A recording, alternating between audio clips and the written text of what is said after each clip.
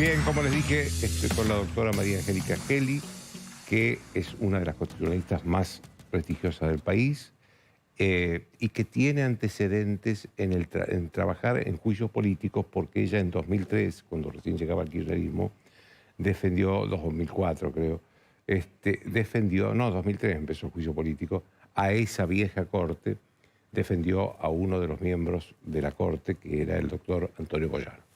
Así que, doctora, lo primero que quiero preguntarle es cómo ve este otro nuevo juicio a la Corte Suprema. Bueno, lo defendimos con el doctor Sanzinetti, usted se acuerda muy bien de eso. Sí, hoy en un periódico leía que había que comparar las diferencias o las similitudes en estos dos juicios. Y también leía la opinión de Gil Domínguez, que en un punto comparto. Él dice que desde el punto de vista jurídico se está juzgando a la Corte por sentencias judiciales, sentencias acordadas, resoluciones. Sí. Bueno, esta es una situación clarísima. Se está tratando de destituir a los jueces por el contenido de sus sentencias, algo que es absolutamente inconstitucional y que la propia Corte Interamericana de Derechos Humanos lo ha establecido así. A mí me asombra que quienes son tan defensores de los derechos humanos y de la Corte y de la Comisión Americana olviden esto. Hay un fallo muy reciente de la Corte en un caso de Paraguay donde efectivamente resolvió en este sentido. Ahora, no coincido con lo que dice también Andrés a propósito de que la diferencia es política, porque aquí hay un gran enfrentamiento entre la Corte y el Partido Justicialista. No, esto yo se lo sintetizaría de esta manera. ¿Con esta Corte? Sí. ¿Con esta Corte ustedes tienen? Bueno, por eso le digo, aquellos vientos trajeron estas tempestades. Y acá hay un punto, un continuo, que se manifiesta cuando hay una discrepancia con el contenido de las sentencias. En aquel entonces probablemente el problema de los depósitos bancarios en dólares, el famoso corralito bancario, que en el 2013 fue corroborado por la propia presidenta de la Nación, porque dijo que su esposo había llevado a cabo o había intentado motorizar ese juicio porque la Corte había impedido la especificación de los depósitos bancarios. Así que a confesión de parte, relevo de prueba. Hay este criterio de dominar los tribunales, de dominar la Corte en última instancia cuando las sentencias disgustan. Y esto es gravísimo. Claro. Usted decía, se preguntaba si esto implicaba una ruptura del sistema institucional, inclusive democrático. Bueno, no sé si lo que pretenden es eso, pero sí puedo decirle que no les importaría si el efecto es ese. Bueno, estuve estudiando este fin de semana cuando su producción me llamó, porque se decía son 410 páginas. Dije, ¿qué habrán escrito acá? Y este es un tratado de derecho constitucional, más o menos, ¿no? Bueno, no es para tanto. Exactamente las páginas dedicadas a la presentación de la acusación son 86. El resto son anexos. Y hay algo muy interesante, algo dijo usted también al comienzo, que estos diputados se refieren al documento firmado por el presidente de la Nación, nada menos. Claro, y los 11 gobernadores que lo acompañaron y prácticamente transcriben en la primera parte ese documento. Así que esta es una petición muy anómala, porque comienza... Claro, pero, doctora, déjeme que le haga una pregunta, porque ahí creo que ellos ven en que la mayor cantidad de firmas de diputados kirchneristas, más la mayor cantidad de gobernadores, que entre paréntesis le bajaron bastante después cuando... 11 son los que firmaron. Sí, y eran 18 los que se manifestaron contra el fallo de la coparticipación. Así es. Pero los del juicio político son 11. Sí. Eso le da mayor legitimidad. Al contrario. Bueno, hay un artículo muy interesante de García Lema a propósito de esta primera etapa, diríamos, cuando es el presidente el que lleva adelante la embestida contra la Corte. Y él dice por qué es un despropósito que lo haga el presidente, porque uno de los agravios importantes para ellos es la cautelar en el caso de la coparticipación de la federal. capital. O sea, es una causa que no está terminada. Y el presidente tiene expresamente prohibido intervenir en causas pendientes. Hay un artículo en la Constitución que lo dice. Por eso lo firman al pedido los diputados, no el presidente. Pero el presidente lo anuncia. Pero lo que hacen los diputados en ese escrito, en las 86 primeras páginas, es transcribir el documento del presidente y los diputados. Está allí.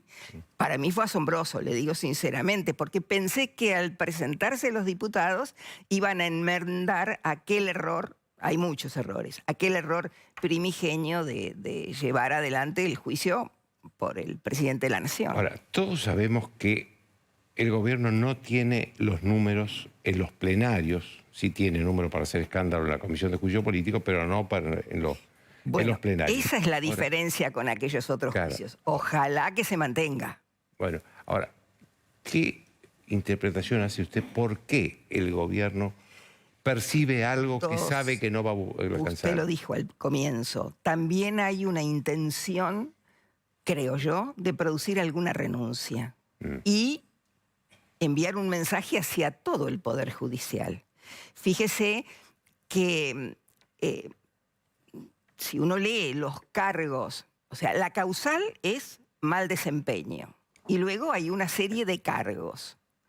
Mal desempeño por cómo se expresaron en 3 sentencias judiciales, en algunas acordadas y en otras resoluciones, y además le imputan especialmente, lo hace el documento del presidente y luego los diputados, al doctor Rosati, presidente de la Corte, unas declaraciones que él hizo en un evento del Poder Judicial a propósito de la necesidad de que el Poder Judicial intervenga en las reformas referidas a los tribunales porque eso lo hace más eficaz. Bueno, esto lo interpretaron tomando un artículo de un periodista que comenta este discurso de Rosati como un intento de, voy a usar la palabra exacta, condicionar a los otros poderes del Estado.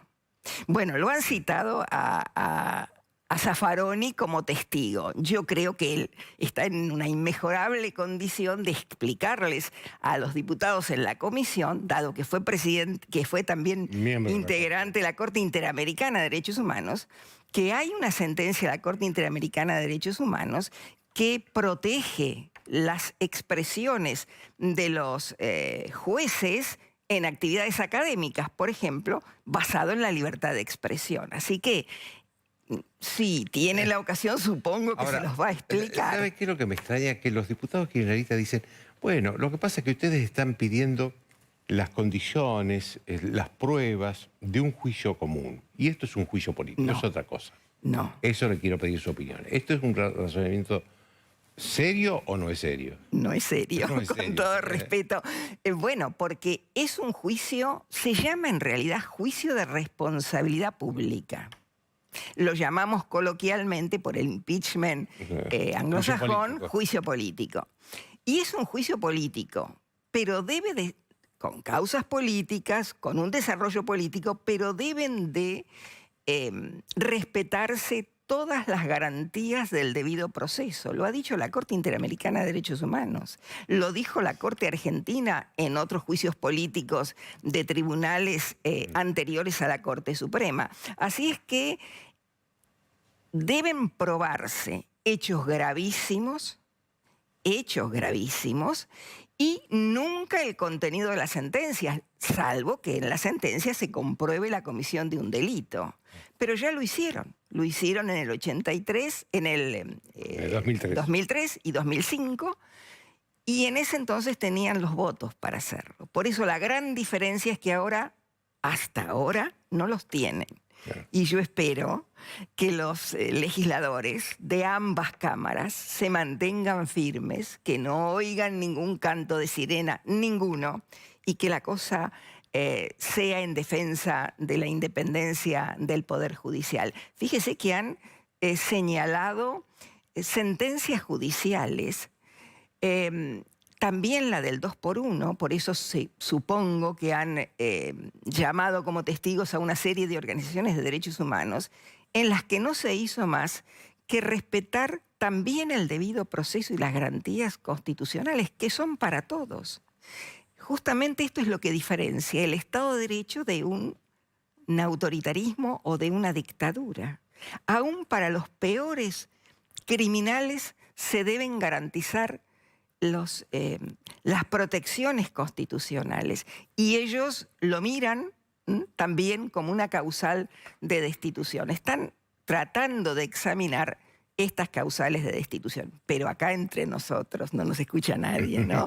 La verdadera razón es el problema de la coparticipación y, en segundo término, probablemente de la integración del Consejo de la Magistratura. Siempre cuando hay algún problema económico aparecen estos intentos de condicionar al Poder Judicial. Ya lo hemos vivido y lo estamos viviendo ahora, ¿no? Hay una resolución o declaraciones, no me acuerdo ahora bien, de los miembros de la comisión, de los miembros peronistas, kirchneristas, que me llamó la atención. Ellos dicen que van a pedir el entrecruzamiento de llamadas telefónicas de los miembros de la Corte. Eso es gravísimo.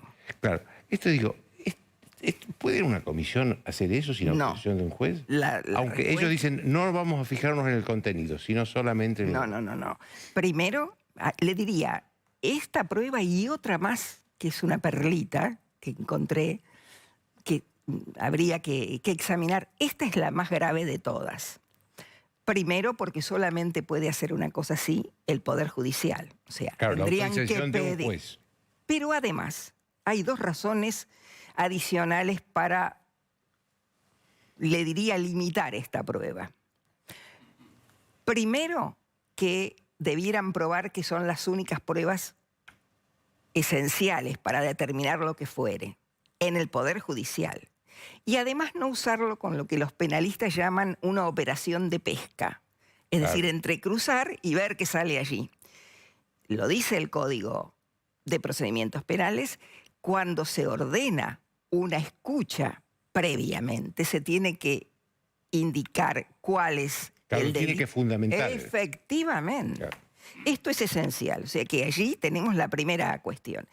Y yo diría, agregaría por mi parte también, que los jueces tienen o están amparados por el principio de confidencialidad de sus debates, que yo creo que esto también podría alegarlo eventualmente el colaborador de Rosati, al quien quieren citar, porque los jueces, como el propio Poder Ejecutivo, esto hay un fallo muy interesante de la Corte Norteamericana, tienen derecho a esa preservación del debate interno, precisamente para discutir las cuestiones. Además del derecho a la intimidad que tenemos todos. Bueno, hay un fallo, el caso Alavi, famosísimo, en que todo el mundo estuvo muy de acuerdo en cómo falló la Corte, en que precisamente para proteger la confidencialidad y la intimidad de todos, no se deben hacer estos entrecruzamientos a tontas y a locas, ¿no? Ahí es muy interesante el fallo, el voto que hizo la ex jueza Argibay, una jueza ejemplar, Carmen Argibay, sí, efectivamente. Así que le diría que por todas estas razones, esta prueba me parece la más grave que han intentado utilizar. Y después hay una cosa curiosísima, se lo digo muy rápidamente. Piden que se informe si la Oficina de Análisis Económico tuvo intervención en el caso. Y a mí me llamó la atención porque cuando la Corte la creó, creo que en el 2008, el grupo de izquierda propio del gobierno puso el grito en el cielo, porque decían, esto es poco menos que un capitalismo salvaje. ¿Cómo se va a analizar el efecto económico de una sentencia cuando hay derechos afectados? Los derechos están por encima de todo. Bueno, pues ahora se han descolgado con esto también como una probanza. Así que es muy interesante ver la acusación que han presentado, o mejor dicho, el proyecto, y yo espero que no prospere, ¿no? Porque puede hacerle mucho daño al país otra vez volver a esta práctica deleznable que es intentar controlar a la Corte Suprema, ¿no? Le agradezco muchísimo, doctor. Un placer.